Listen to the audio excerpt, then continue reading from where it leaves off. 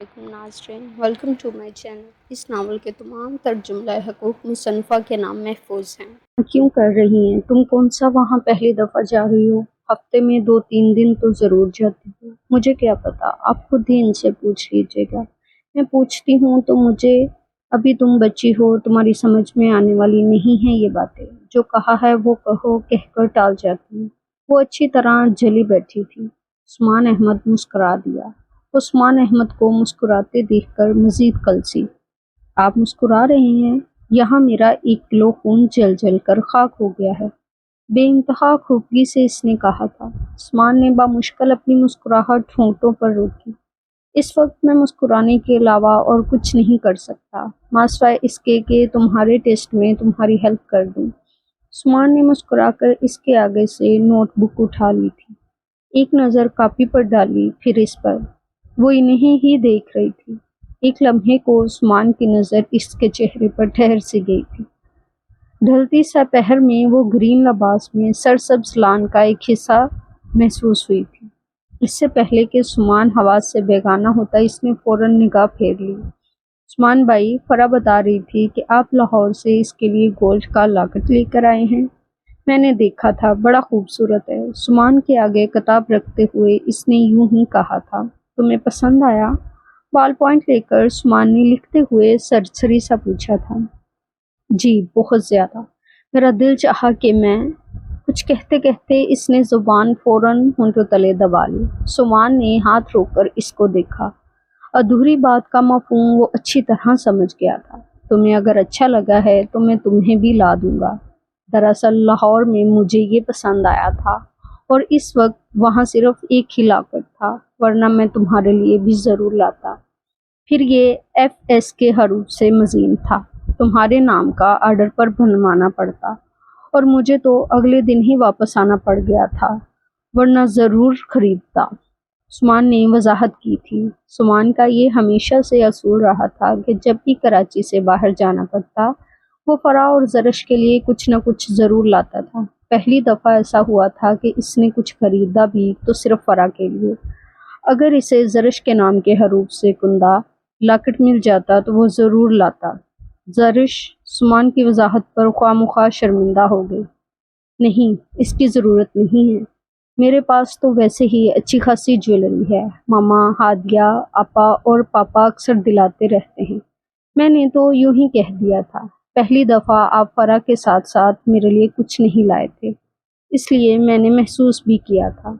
आपने वजाहत कर दी, अब इसकी ज़रूरत नहीं। बस मेरे लिए इतना ही काफ़ी है कि आपने मुझे जानबूझकर नज़रअंदाज नहीं किया। वो अपनी अज़ली मासूमियत से कहती गई। इसमें बनावट नहीं थी, जो दिल में था वही ज़बान पर भी। सुमान के दिल में इस वक्त पकड़ धकड़ होने लगी। मेरा ख्याल है कि अब तुम सारी तवज्जो इस जानब मबजूल कर लो तो बेहतर है। ने न सिर्फ अपना ध्यान बटाने के लिए बल्कि इसकी भी तवज्जो कापी की जानब मबजूल करवा दी थी। वो फौरन संजीदा होकर कापी पर झुक गई थी। जहानत के मामले में वो ख़ानदान की सब लड़कियों से बढ़कर थी। अपनी तालीम के मामले में वो बहुत ज़्यादा संजीदा थी, भरपूर तवज्जो देती थी और कभी कभार उस्मान अहमद से भी मदद ले लेती। उस्मान अहमद को इसे चीदा चीदा नुकात बताने पड़े थे।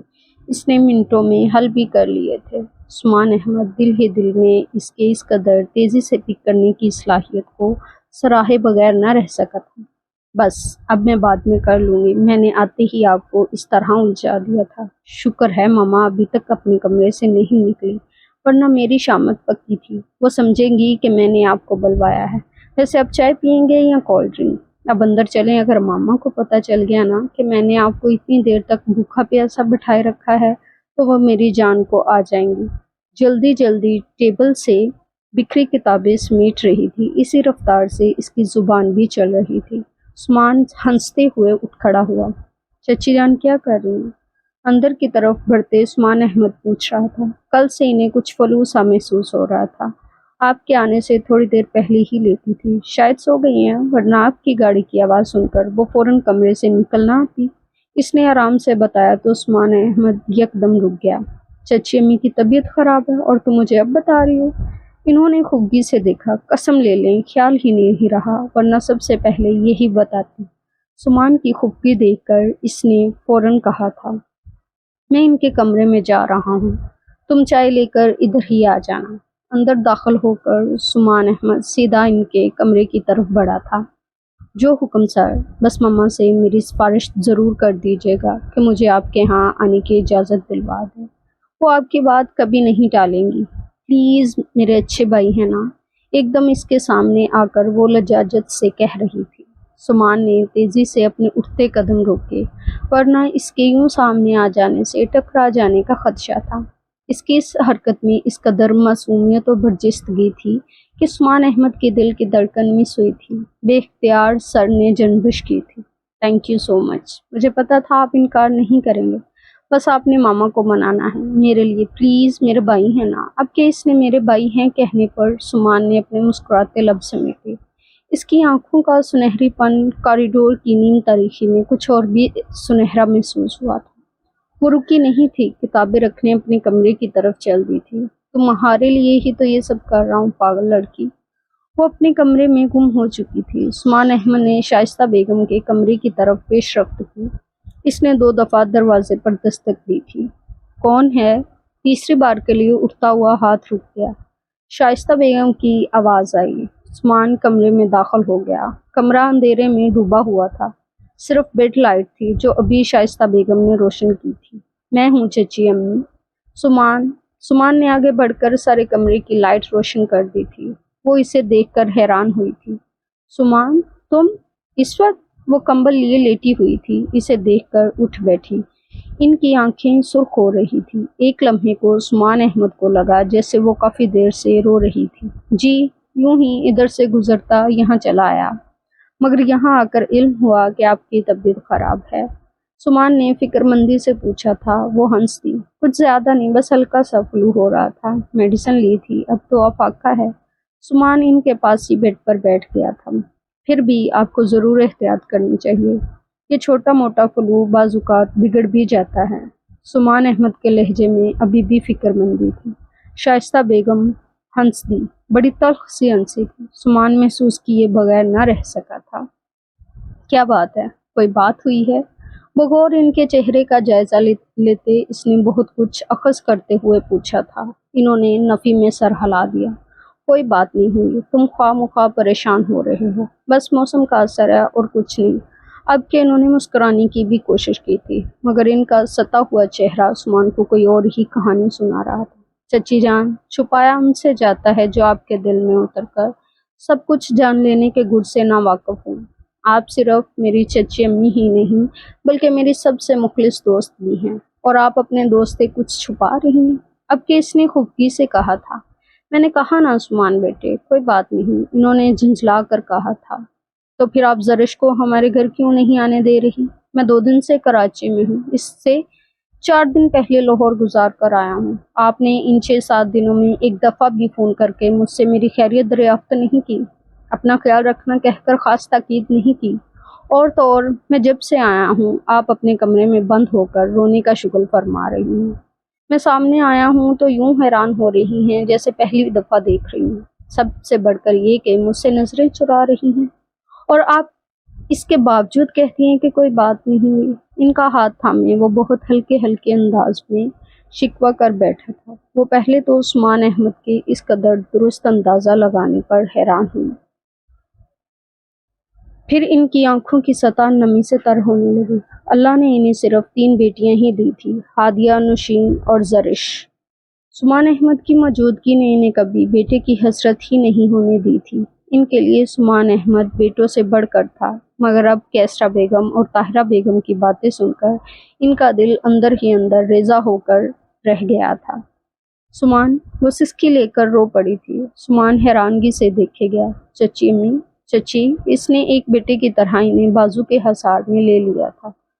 وہ روتی رہی تھی، حتیٰ کہ سارے آنسو سمان کے کندھے پر بہا دیے۔ آپ میری امی سے بڑھ کر ہیں، باخدا بتائیں، اگر میری ذات آپ کے لیے دل آزاری کا سبب بنی ہے تو میں خود کو کبھی معاف نہیں کر پاؤں گا۔ آپ میرے لیے میری امی کی طرح ہیں۔ ان کے آنسو سمان کو تکلیف میں مبتلا کر رہے تھے۔ ان کا سر اپنے کندھے سے ہٹا کر اس نے کہا تو شائستہ بیگم کو احساس ہوا کہ وہ کتنی دیر سے کیا حماقت سر انجام دے جا رہی تھی۔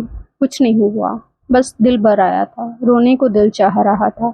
زرش تو یوں ہی پریشان ہو جاتی ہے۔ نوشین بھی ہادیہ کے ہاں گئی ہوئی ہے، شاید گھر میں سناٹے سے گھبرا گئی ہوں۔ انہوں نے فوراً خود کو سنبھالا تھا۔ سمان احمد ہونٹ بھینچے دیکھتا رہا۔ ٹھیک ہے، آپ مجھے اس لائق نہیں سمجھتی کہ مجھے کچھ بتائیں تو میں چلا جاتا ہوں۔ خواہ مخواہ آپ کو پریشان کرنے آ گیا تھا، مگر آپ تو… وہ سنجیدگی سے کہتے وہ اٹھ کھڑا ہوا۔ شائستہ بیگم نے اسے دیکھا۔ سمان، تم غلط سمجھے ہو، تم میری بات تو سنو۔ سمان وہ آوازیں دیتی رہ گئی تھی، مگر سمان بے انتہا ڈسٹرب ہو چکا تھا۔ وہ اچھی طرح سمجھ چکا تھا کہ وہ لاکھ سر پٹک لے، وہ اسے کچھ بھی بتانے والی نہیں۔ وہ آندھی طوفان کی طرح کمرے سے نکلا تھا، مگر زرش کو دیکھ کر رک گیا۔ وہ چائے کی ٹرالی گھسیٹے اس کے سامنے ہی تھی، اسے کمرے سے نکلتا دیکھ کر رک گئی۔ ارے آپ کہاں جا رہے ہیں؟ میں ابھی تو چائے تیار کر کے لائی ہوں، آپ پی کر جائیں۔ اور ہاں، مما سے بات کی؟ سمان احمد لب بھینچے کھڑا تھا، اسے دیکھ کر بھی اس کے زاویوں میں فرق نہ آیا تو زرش متوجہ ہوئی۔ کیا ہوا ہے؟ وہ کچھ پریشان ہو گئی تھی، کیونکہ عثمان کے عقب میں مما بھی کھڑی تھی۔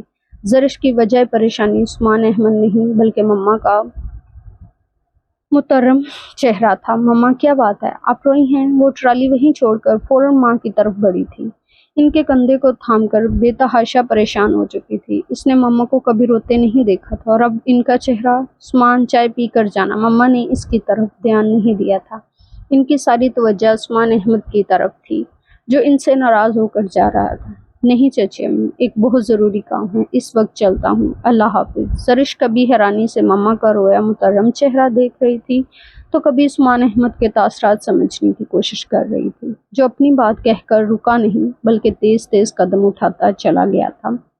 مما کیا بات ہے؟ عثمان بھائی آپ سے ناراض ہو کر گئے ہیں؟ جیسے ہی عثمان باہر نکل گیا تھا، زرش کی بھی حیرانی ختم ہو گئی تھی۔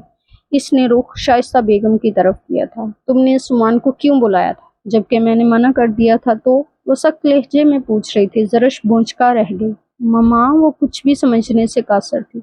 میں انہیں فون کر کے کیوں بلاتی؟ جب آپ نے ایک دفعہ منع کر دیا تھا تو میرے لیے حکم کا درجہ رکھتا تھا۔ میں نے پہلے کبھی آپ کی اجازت کے بغیر کوئی قدم اٹھایا ہے؟ جو اب اٹھاتی، وہ دکھ سے کہہ رہی تھی۔ تو پھر عثمان کو کیسے علم ہو گیا کہ میں تمہیں ان کے ہاں جانے کی اجازت نہیں دے رہی؟ اوہ، تو یہ بات۔ مگر مما کو اس قدر غصہ کیوں آ رہا ہے؟ وہ حیرانی سے سوچ کر رہ گئی۔ میں نے ان سے ذکر کیا تھا، اسے لگا مما صرف اس کی اس بات پر روئی ہیں، مگر اتنی سی بات پر یوں بری طرح تو نہیں رویا جاتا کہ چہرہ یوں سرخ ہو جائے۔ وہ الجھ کر رہ گئی۔ مغرب کی اذان ہو رہی ہے، اپنے کمرے میں جا کر نماز ادا کرو اور اس کے بعد اپنی پڑھائی پر توجہ دو۔ بہت نالائق ہوتی جا رہی ہو، سیکنڈ ایئر میں آ گئی ہو، مگر تمہارا بچپنا جوں کا توں برقرار ہے، نہ جانے کب عقل آئے گی تمہیں۔ انہوں نے اسے بے بھاؤ کی سنائی تھی۔ وہ منہ کھولے حیرت سے گنگ دیکھتی رہ گئی، جبکہ وہ اس کی طرف سے رخ موڑ کر واپس کمرے میں جا چکی تھی۔